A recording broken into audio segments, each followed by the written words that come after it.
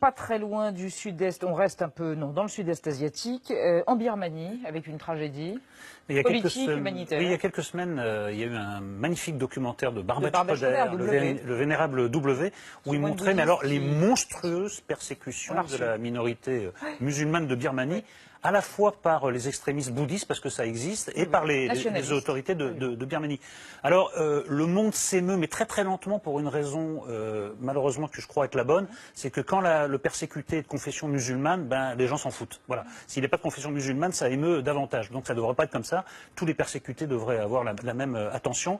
Et ce qui est le plus consternant dans l'histoire, c'est que ça ressemble beaucoup à un génocide, et que le chef d'État en Birmanie, c'est Aung San Suu Kyi, qui, elle, a subi la persécution de la paix, je crois bien. Et qui sait ce que c'est que d'être très silencieuse. Non, mais elle est complice. Elle est complice puisqu'elle pourrait intervenir, en tout cas calmer un peu les militaires. Mais c'est un génocide qui est en train de se produire sous nos yeux. Ça dure depuis des années.